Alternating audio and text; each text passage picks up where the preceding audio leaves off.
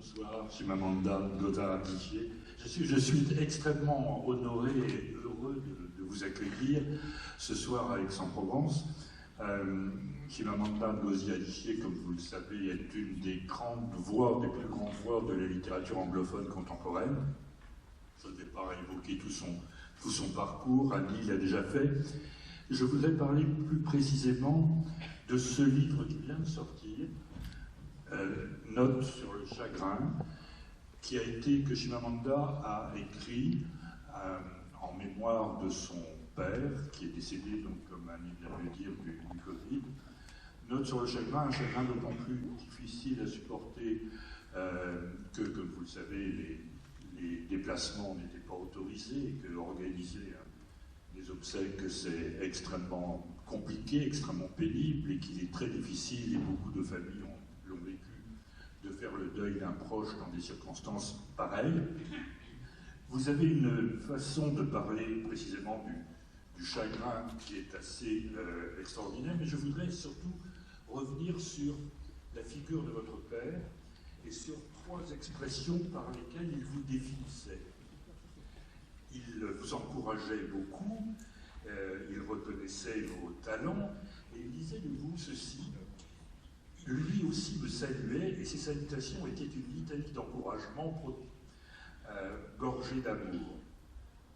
Alors il y avait une première appellation qui est, je ne vais pas le dire en micro parce que je ne me couvrirai de ridicule, mais en français cela donne celle qui fait de grandes choses. Il y avait une autre expression qui est l'équivalent de nombreux hommes, et peut-être faut-il voir là la source de votre préoccupation et de vos combats féministes, et enfin celle dont l'arrivée met fin à la bataille. Alors, je ne sais pas si votre arrivée mettra fin à la bataille, mais je voudrais tout de suite vous poser une première question, Chimamanda. Ce père qui vous adorait, que vous adoriez, cette enfance heureuse que vous avez eue, cette famille très aimante, très unie. La preuve, c'est que sur les 6 enfants de cette famille, 3 sont présents dans cette salle ce soir. Vous-même, Chimamanda, et comme Annie l'a fait remarquer, 2 de vos frères qui sont présents dans le public. Donc c'est assez extraordinaire d'avoir à la fois une famille aussi aimante, aussi soudée, aussi encourageante. Mais la question que je voulais vous poser, votre père était professeur de statistique, je crois. Le premier professeur de statistique au Nigeria, du reste. Vous-même avez commencé des études, je dirais, plutôt scientifiques. Vous avez fait des études de médecine, de pharmacologie, et puis aux États-Unis, vous avez fait des études de sciences politiques, de communication. Et, j'allais dire brusquement, non pas brusquement, et pour notre plus grand bonheur, vous vous tournez vers la littérature. Qu'est-ce qui s'est passé? Est-ce qu'il y a eu, pour expliquer cette bifurcation un peu tardive qui fait que tout à coup vous êtes tourné, vous avez abandonné, j'allais dire, le sillon paternel d'une certaine manière pour vous tourner vers la littérature? Well, first of all, I want to say thank you so much to Annie for having me. Thank you for that lovely introduction. But I have to warn everyone that Annie was very kind, and I think that the expectations are way too high. So I'm actually just okay. So, just so you know. It's lovely to be here. And Shira, thank you for that very thoughtful question. I want to start by saying the Igbo words about my father for me. So my father would say, Omifu pu, Obato Bwebie, Mwakeneli. And so there's a tradition in Igbo land, and I think in many African cultures, of this sort of,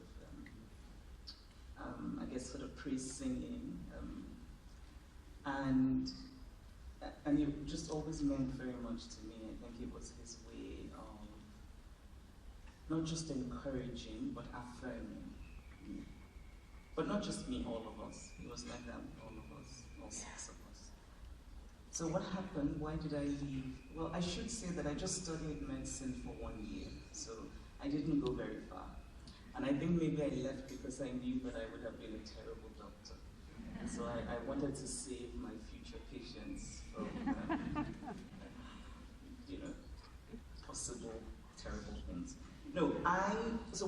growing up in Nigeria, and really, growing up in I think this is true for many post-colonial countries, that when you do well in school, you're expected to become a doctor or an engineer, or a lawyer, but that started to shift after a while. And so because I did well in school, I was just told that I had to be a doctor, and in some ways I kind of just went along with that. But I've always wanted to write. Writing is the thing that I really believe, at the risk of sounding a bit precious, that I was born to do. I think of it as a vocation. It's the thing that gives me, really, when it's going well, it's the thing that gives me the greatest joy. And so I had planned that since I was expected to be a doctor, that I would go ahead and be a doctor. And it also seemed to be a reasonable way to earn a living. And so but I knew that writing was really what I wanted to do, so I planned to be a doctor and just keep writing. Actually, at some point, I had it all very nicely planned out. I was going to be a psychiatrist, and then I was going to use my patient stories for my fiction. So I thought this was a good compromise. And so 1 year into medical school in Nigeria, and getting into medical school is very difficult and it's very competitive. 1 year in, and I was writing poetry on the back of my notebooks in class, and I was so bored. And I just decided that I wanted to try and do something else. I couldn't go on. And I talked to my parents about it, and I said, Daddy, Mommy, I want to leave the study of medicine. And I have to tell you that for Igbo parents, you just do not go to your parents and say you want to leave the study of medicine. Like, people would often say, are you mad? But actually, my parents just said, are you sure? And I said yes, and they said okay. And so that's how I decided that I wanted to study something else that was not a science, because I had been so stuck in what in Nigeria we call the science track. So I was just so sick of chemistry and physics and biology, and I just wanted, I wanted poetry and history, and so then I was lucky enough to get a scholarship and go to the US, but I did not want to study literature, which I was very clear about not wanting to study literature, because I think, and I'm sure that there are literary scholars here, so I'm going to start by saying, sorry, but really, I think that the studying literature in a formal way can stifle creativity, or can stifle literary creativity. And I had, in literature class in high school, just sometimes felt so removed from the discourse. I mean, I wanted to talk about books as living things, and characters as real people, and about motivation, and love, and despair. But we were talking about the literary themes, and I was so bored in literature class, so I knew I did not want to study literature. So I ended up studying political science and communication, just something to get a degree.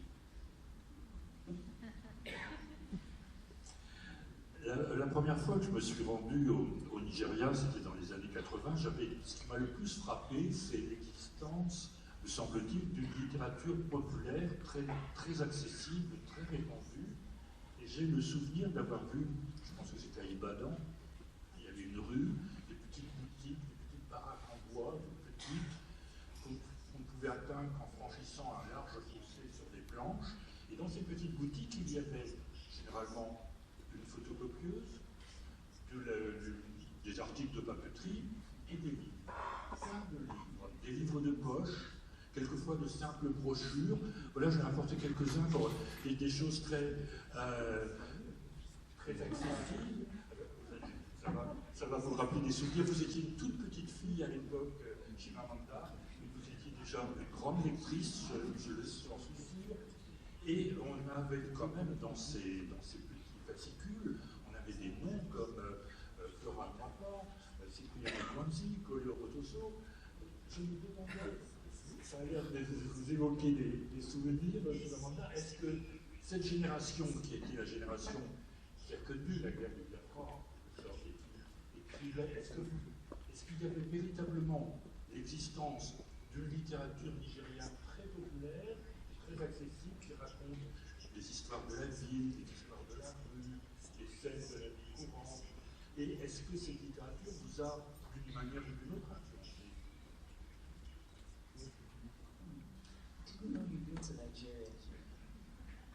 Have you been more recently? Oh, where? Where did you go? Ah. Oh, well, you must come back and I'll cook you dinner. Yes, these are, it's so lovely to see these. We actually had this, we had quite a few of these in our house. But I think there's something, maybe dated is not the word, but this feels very retro and very sort of throwback. It reminds me of childhood. And yes, I think I was very much influenced by these books. When I started reading, I started reading quite young, and I was reading books from England mostly, and I didn't really read many children's books that were set in Nigeria because there really weren't that many. And so when I started writing, I was writing the books I was reading. So I was writing these books in which little white people were playing in the snow and eating apples and doing things that were not familiar to me, but those were the things that people did in the books. So I thought this is what books are. They have to have white people in them. And it's interesting how literature is such a powerful force because I could describe in detail these walls that I did not know, but I knew them through literature. And they had characters and they had different, blue eyes and green eyes and anyway, and their hair had ponytails and all of those things that were not obviously my reality. But when I discovered books of this sort, so I'm going to say I was maybe 9, maybe 10, I don't really know, but when I started reading not just Nigerian but African books, there was also a series called The Pace Setters, which was sort of, I thought someone was saying the Pace Setters, which was kind of similar to this, so sort of a series of young adult books, and they were set all across Africa. And those books were actually my first introduction to other African countries. I actually still remember them very clearly, and my brother Oki and I were the keen readers in the family, so we would trade the books. There was remember Meets Me in Conakry, and that's how I knew that there was a city called Conakry in West Africa.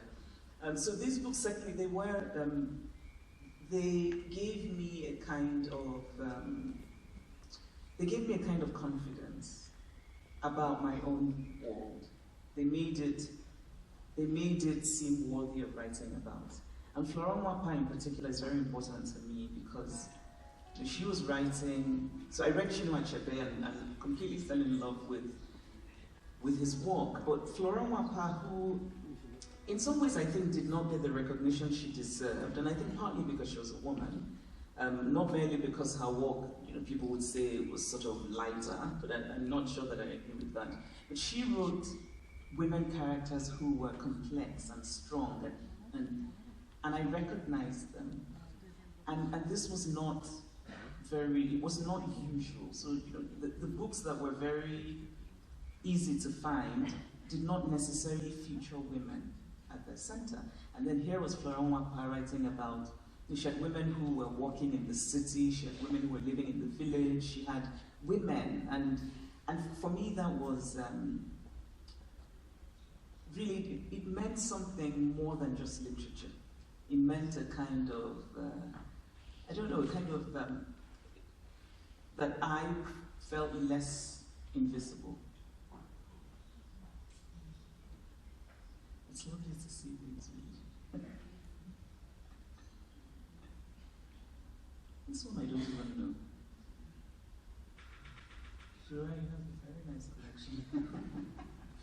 Dans Notes sur le chagrin, vous évoquez le fait que votre père était très attaché à la culture Igbo, a tenu à ce que ses enfants parlent Igbo, et vous regrettez par moments de ne pas l'avoir suffisamment interrogé sur les traditions ancestrales, sur l'histoire de sa famille, sur l'histoire de ses ancêtres. Vous auriez voulu en savoir évidemment davantage. Vous vous sentez totalement appartenir à cette culture Igbo, et en même temps, cette culture, les traditions ont quelquefois des côtés pénibles à supporter. La situation, par exemple, de la femme n'est pas toujours très commode dans la société Igbo, dans d'autres non plus, j'en conviens. Mais par exemple, vous citez cet exemple assez terrible où votre mère entreprend de se se raser la tête pour suivre la coutume auquel doivent se plier les veuves en cas de décès du mari. En revanche, le mari n'est absolument pas tenu dans un cas comparable à se raser la tête. Enfin, vous vivez entre plusieurs cultures, vous vivez dans la société américaine, vous vivez avec vos racines de la société nigériane. Comment faites-vous pour concilier un petit peu toutes ces cultures, toutes ces civilisations, en prenant en quelque sorte le meilleur à chaque fois? Yes, I think so.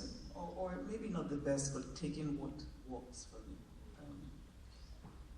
I grew up in a university town, kind of like this is a university town as well. And my parents were so on the one hand, there was a sense in which Western education was not just central, it was almost a moral imperative for my parents, because obviously that's how they earned their living. But on the other hand, that we were Igbo people was equally important. So my father went to get his PhD in the US in the 1960s, and so both my sisters, their first kids were born in the US. And my father talks about how he and my mother made the decision not to speak English at all to my sisters, because they knew that being in America meant that they would of course be exposed to English, but they would have no chance of being exposed to Igbo. And so when my parents went back to Nigeria with my sisters who were little, my sisters spoke Igbo perfectly. And people in Nigeria were shocked. You just came out from America with them and they speak Igbo. But this is just to say how important it was to my parents that their children be rooted in the Igbo culture. I think of myself as Igbo. In some ways, Igbo first, actually. It's kind of my primary identity, and it's really because that's how I was raised.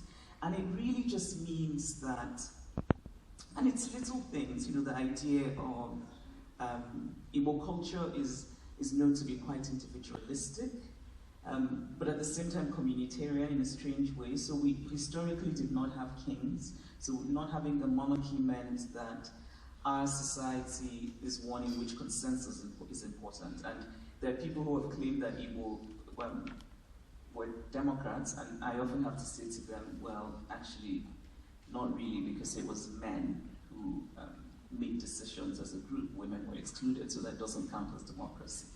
But it wasn't a monarchy, and so there was a level of, there was more consensus and community building, and to be Igbo today, I think, is to still kind of have that in you, but also we're also known to be aggressive. We're not overly loved, it has to be said, in Nigeria. There are all kinds of stereotypes attached to Igbo people. They're too pushy, they'll take all your things if you're not careful, that kind of thing. They want to dominate you. But I grew up just loving my culture, but at the same time, even as a child, there were so many things that I just deeply disagreed with, and quite vocally. And one of them was, and my brothers know the story well, about masquerades. So masquerades are they're fun. They're supposed to be actual spirits, but they're men in masks, and they can be quite elaborate. And at Christmas, it's wonderful. They're parading the streets, and kids come out to watch them. And there's music. But I remember one year, and it was one of the best masquerades was about to emerge, and then suddenly my grandmother said, "All the girls go inside." She said, this masquerade you cannot see, only boys can see it. And as a child, it's sort of that moment when you're so piercingly aware of stupid injustice. Because you're thinking it makes no sense. I'm interested, why can't I see the masquerade? And of course I argued, but I didn't get anywhere, and I was made to go inside. But in some ways, just to say that even early on, while loving where I came from, while feeling very much a part of it, there was a lot that I disagreed with. And when my father died, you mentioned my mother shaving. There are many widowhood practices in Igbo land that are terrible. And there are parts of Igbo land where women are expected to sit in ash for days, are not expected to eat, for days to somehow mark the mourning. And for me, it's not even so much that these things are expected of people in mourning. The problem for me is that often women are expected to do things that men are never expected to do. When a man loses his wife, really, people just ask him, when are you going to remarry? When a woman loses her husband, I mean, first she's accused of having killed him, even if he died of an illness that everybody knows about. Then she's made to constantly perform her grief in all kinds of ways. So when my father died, my parents were such good friends. My parents had the loveliest relationship. They were really best friends. And when my father died and we were... Diaphragme va devenir lui-même un formateur et va éduquer, va donner des leçons. C'est très frappant. Ce thème revient tout le temps, mais il y a un autre thème qui me paraît aussi important et qui met votre œuvre évidemment au cœur de l'actualité, c'est le thème de l'immigration. Peut-être n'a-t-on jamais vécu une époque de cette planète où l'immigration a été aussi importante. Bien sûr, les flux migratoires ont toujours existé, ils font partie de l'histoire même de l'humanité, mais aujourd'hui, de très nombreuses personnes vivent dans des pays qui ne sont pas leur pays natal pour diverses raisons, à cause de guerres, à cause de situations économiques, et le phénomène, on peut le craindre, va se développer. Il y aura peut-être aussi des raisons climatiques. Ce thème de l'immigration est un thème extrêmement important et il est là aussi toujours au cœur de vos histoires. C'est très frappant depuis le début, depuis les nouvelles. On a très souvent, justement, par exemple, une femme africaine qui arrive aux États-Unis et qui tout à coup découvre qu'elle est noire, puisqu'elle ne le savait pas tant qu'elle ne l'avait pas lu dans le regard des autres, ou bien l'ignorance énorme de communautés qui ne se fréquentent pas, qui se craignent un peu, l'idée qu'un Africain, c'est forcément qu'un Africain conduise une voiture, par exemple, c'est quelque chose d'absolument impossible à imaginer pour certains Européens ou Nord-Américains. Ce thème de l'immigration, c'est quelque chose qui est très important pour vous. Est-ce que c'est le cœur même de vos livres? I hope not.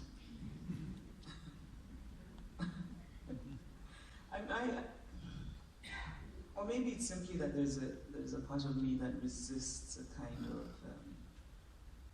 topicality when it comes to literature. So I think that in this continent, I think in Europe, immigration is such a thing.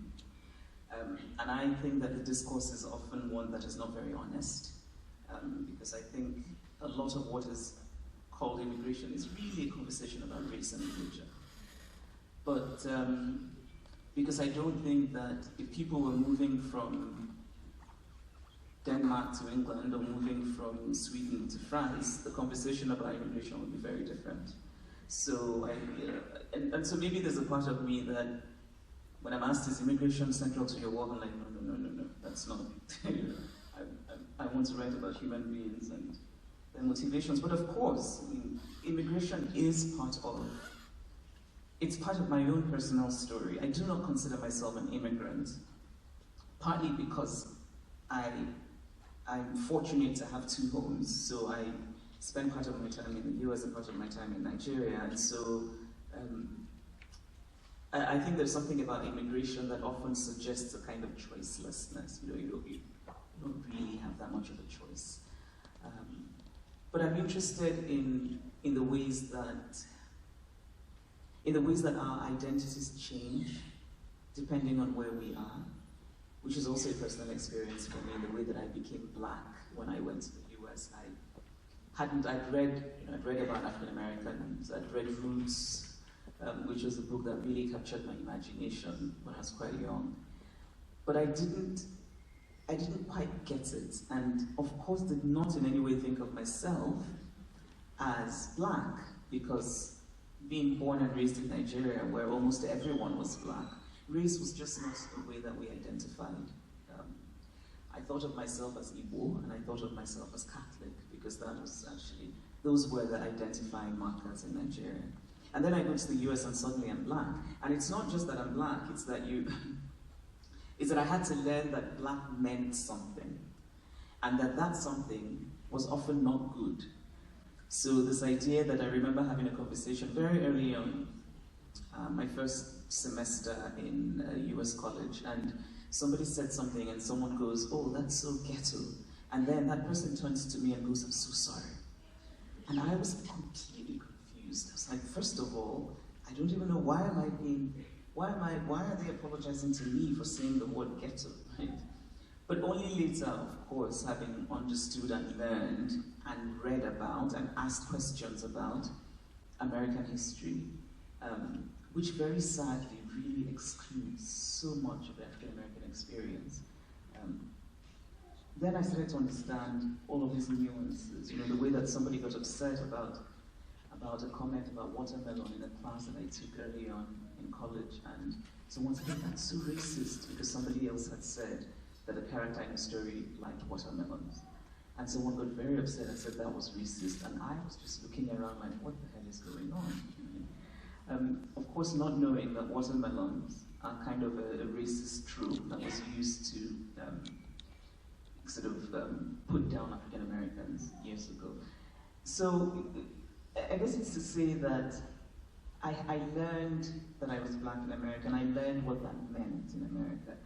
And race does not manifest itself in the same way everywhere. And so I think that black Brazilians have a different experience of race, for example. Black French people have a different experience of race and racism.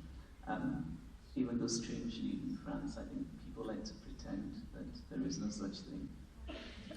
Because of égalité and fraternité, but there's also racism. But anyway, I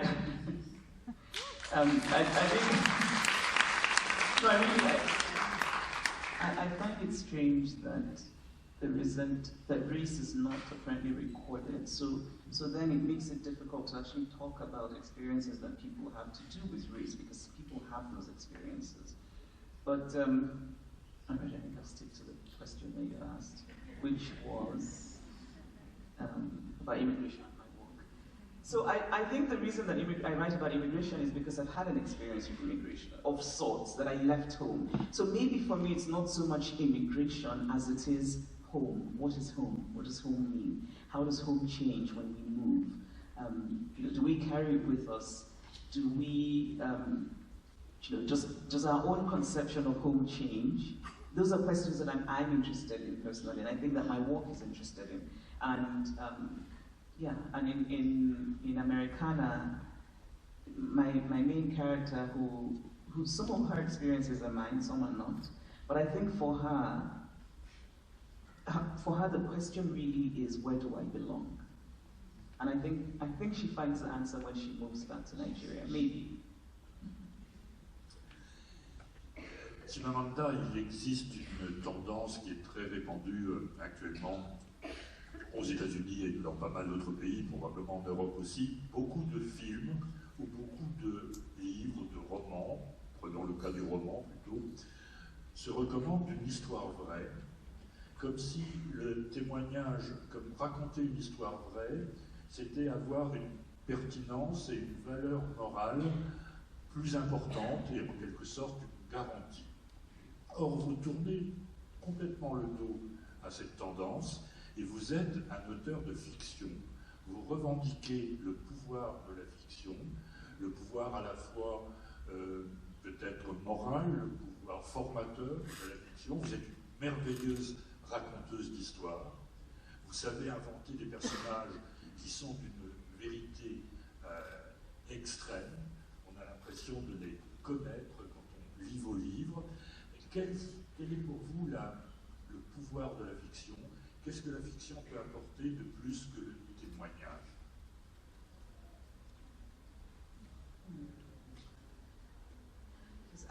I think I want to start by saying that fiction is not a lie.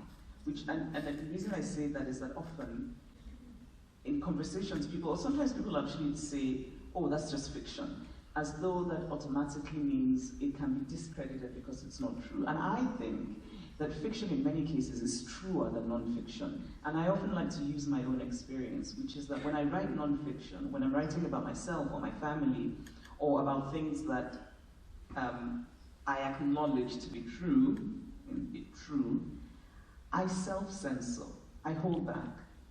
Because I'm thinking about protecting myself, my family, the subject. I'm thinking about, there's a self-consciousness that I bring to non-fiction that I do not bring to fiction. When I'm writing fiction, there's a kind of radical honesty with which I approach the writing.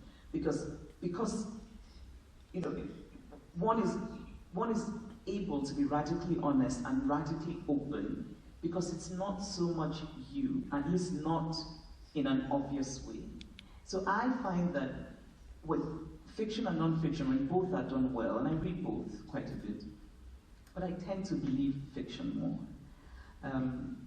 And I also kind of worry about this trend that you talk about, because there's a sense in which when we're told that something is non-fiction, then the assumption is we cannot question it, right?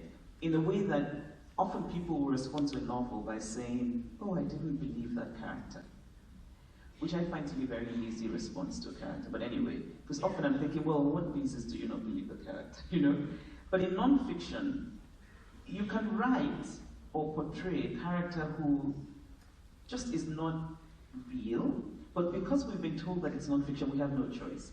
And I find myself quarreling with that, you know, and resisting that kind of reading. I'm a believer in fiction, and I grew up reading fiction. I think literature, I mean, obviously I also think non-fiction is literature, but I just think that the ability to create character and story, and to infuse human motivations in there, is something that we, as a human race, we need it. Fiction, I think, is essential for us because it reflects ourselves back to us, and when it's done well, I think it does it in the best way. I can tell you about the characters in novels that I read when I was 10 years old, and I still remember them. I read very good pieces in magazines, I don't really remember them. Comment, juste une question un peu pratique, comment inventez-vous vos personnages? J'ai le sentiment que quelques personnages, quelquefois sous un nom différent, reviennent dans vos livres. Je pense à un exemple très précis, c'est une nouvelle qui s'intitule Ghost. Il y a un professeur d'université qui rencontre un vieux collègue, en quelque sorte, et ce professeur a l'air d'être sorti de l'autre moitié du soleil. On a le sentiment que vos personnages sont tellement forts, tellement vivants, qu'ils ont des sortes de résurgences, qu'on les voit ressortir quelquefois sous une identité un petit peu différente, mais qu'ils vous habitent véritablement et que leur existence se poursuit, je dirais presque au-delà des livres que vous écrivez.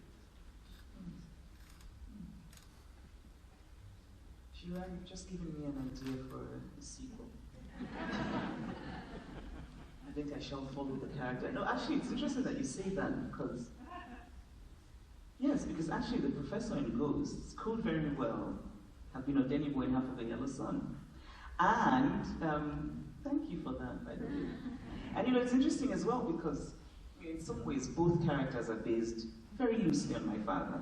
So Odeni Boy in Half of a Yellow Sun, who's this young, sort of fierce character, his experiences, his personality is not based on my father at all. My father was very quiet, very sort of inward, unlike the character. But his experiences of this kind of faith in Biafra, this kind of faith in, you know, newly independent Africa, and then the war happens, and he kind of loses his innocence, and then Ghosts is a kind of nostalgic story about, I guess, aging.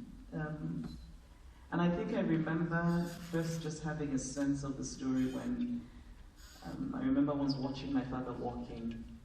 My father, until he died at 88, until he was maybe 86, he would exercise every day very vigorously walking. And I remember the first time I noticed that he had a bit of an old man walk. He was maybe his mid-70s or early 70s.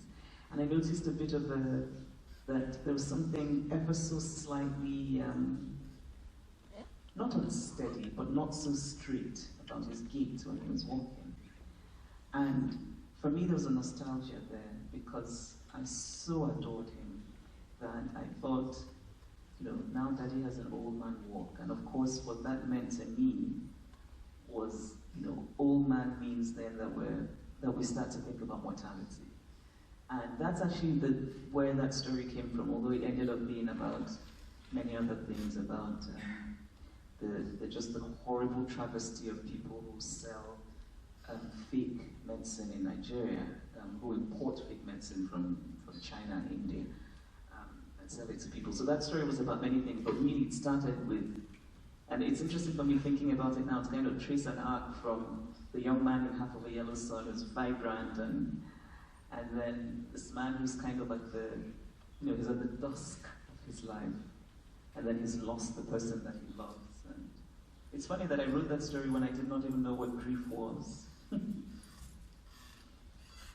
On va reparler de votre père, bien sûr, tout à l'heure, puisque vous allez nous lire des extraits de Notes sur le chagrin, ce livre que vous avez là, qui vient de paraître en traduction française, en tous les cas. Je ne vais pas vous demander quels sont les projets auxquels vous travaillez actuellement. Je sais que les écrivains n'aiment pas trop parler des travaux en cours, mais en avez-vous simplement?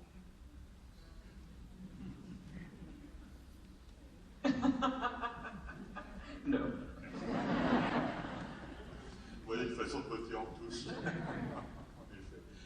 Eh bien, on va avoir l'occasion de revoir, d'aborder ces sujets au cours des journées qui viennent.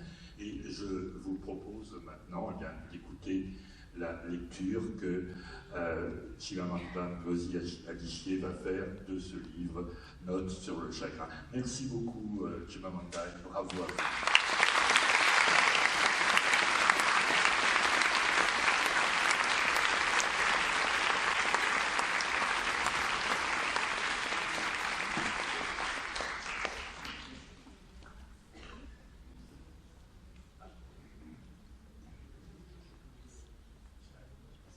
I prefer to read standing up, actually, that's all right. But it's all right, it's all right. I mean, if it's too much trouble, it's fine, it's fine. Yeah, it's okay.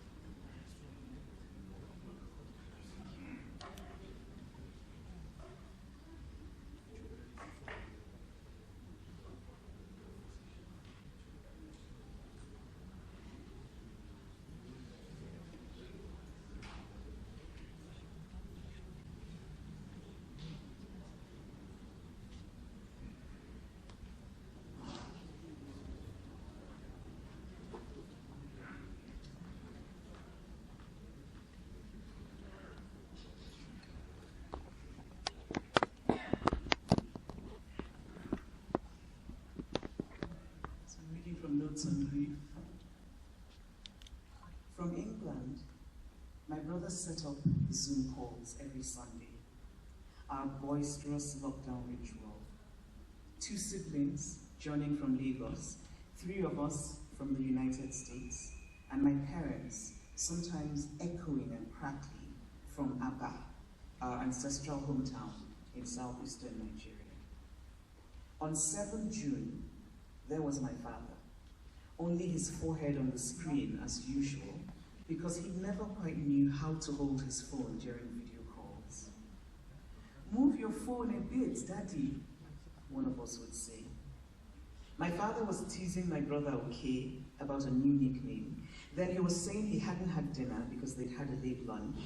Then he was talking about the billionaire from the next town who wanted to claim our village's ancestral land. He felt a bit unwell, had been sleeping poorly, but we were not to worry. On 8th June, Oke went to Aba to see him and said he looked tired. On 9 June, I kept our chat brief so that he could rest. He laughed quietly when I did my playful imitation of the relative.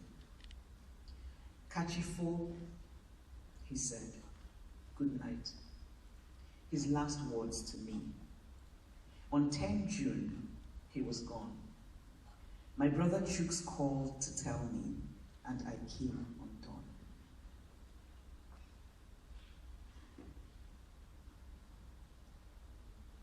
My 4-year-old daughter says I scared her. She gets down on her knees to demonstrate, her small clenched fist rising and falling, and her mimicry makes me see myself as I was, utterly unraveling, screaming and pounding the floor. The news is like a vicious uprooting. I am yanked away from the world I have known since childhood, and I am resistant. My father read the newspaper that afternoon. He joked with Oke about shaving before his appointment with the kidney specialist in Onitsha the next day. He discussed his hospital test results on the phone with my sister, Ijoma, who is a doctor. And so how can this be? But there he is. Oke is holding a phone over my father's face, and my father looks asleep, his face relaxed, beautiful in repose. Our Zoom call is beyond surreal.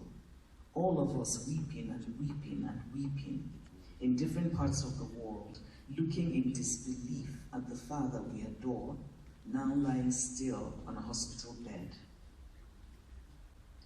It happened a few minutes before midnight, Nigerian time, with Oke by his side and Chooks on speakerphone. I stare and stare at my father. My breathing is difficult. Is this what shock means? That the air turns to glue? My sister Uche says she has just told a family friend by text, and I almost scream, no, don't tell anyone, because if we tell people, then it becomes true. My husband is saying, breathe slowly, drink some of this water. My house coat, my lockdown staple, is lying crumpled on the floor.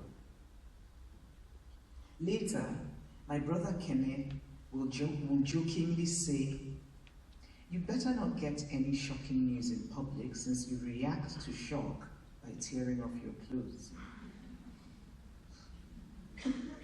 There he is.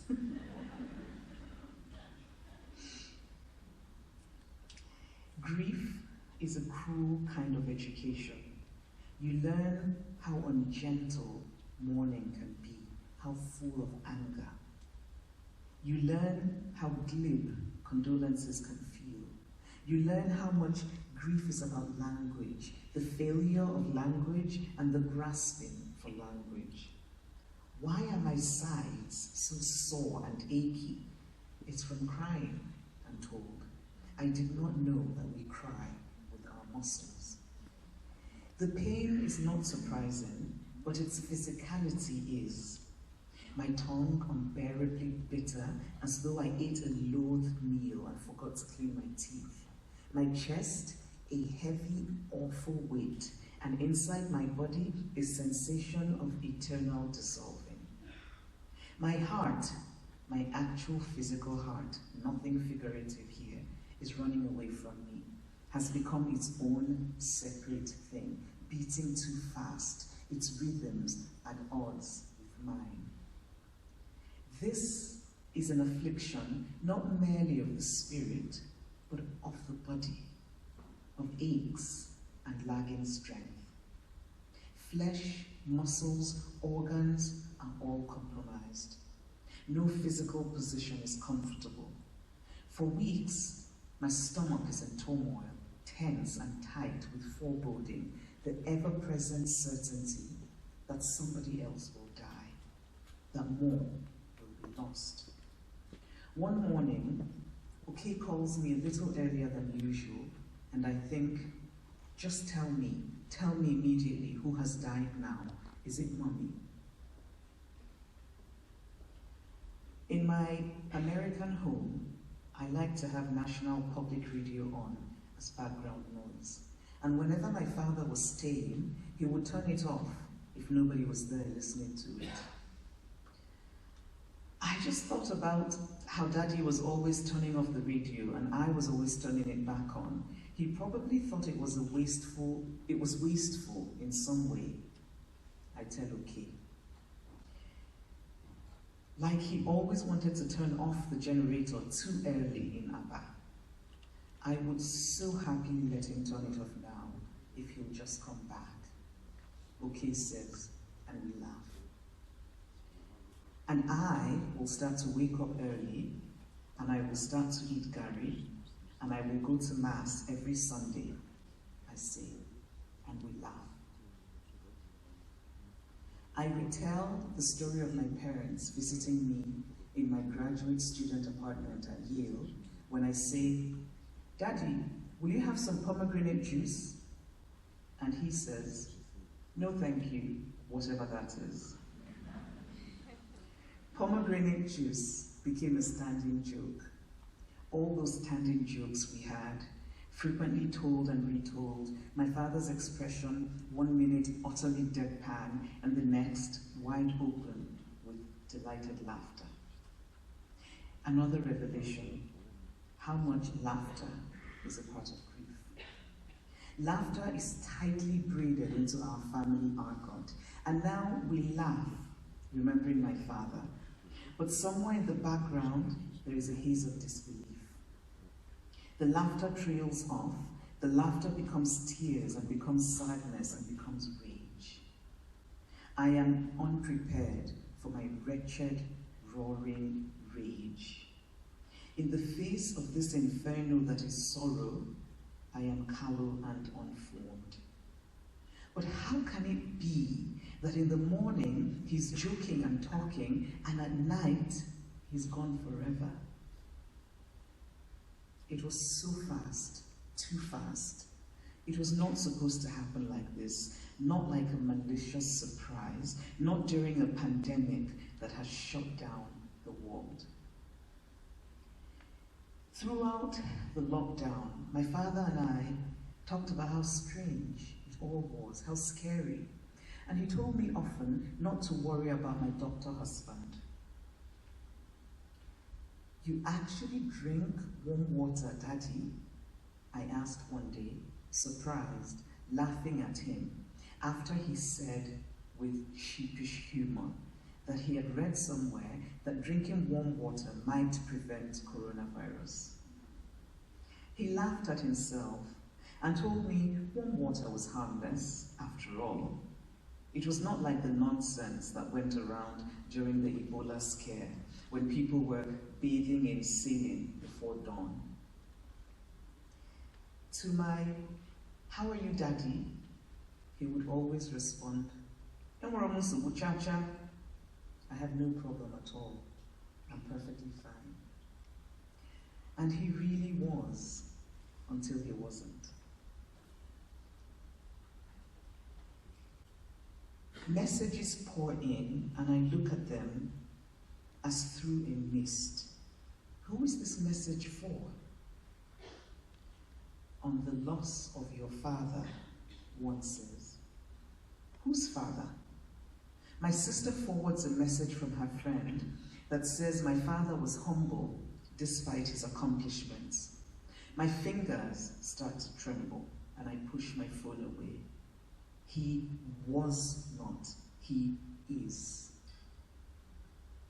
There is a video of people trooping into our house for Mbalu to give condolences, and I want to reach in and wrench them away from our living room, where already my mother is settled on the sofa in placid widow pose. A table is in front of her like a barrier to maintain social distance. Already friends and relatives are saying this must be done and that must be done. A condolence register must be placed by the front door, so my sister goes off to buy a bolt of white lace to cover the table, and my brother buys a hardcover notebook, and soon people are bending to write in the book. I think, go home. Why are you coming to our house to write in that alien notebook? How dare you make this thing true? Somehow, these well-wishers have become complicit. I feel myself breathing air that is bittersweet with my own conspiracies. Needle pricks of resentment flood through me at the thought of people who are more than 88 years old, older than my father, and alive and well. My anger scares me. My fear scares me. And somewhere in there is shame. Why am I so enraged and so scared? I am afraid of going to bed and of waking up, afraid of tomorrow and of all the tomorrows after. I am filled with disbelieving astonishment that the mailman comes as usual, and that people are inviting me to speak somewhere, and that regular news alerts appear on my phone screen. How is it that the world keeps going, breathing in and out unchanged, while in my soul there is a permanent scattering?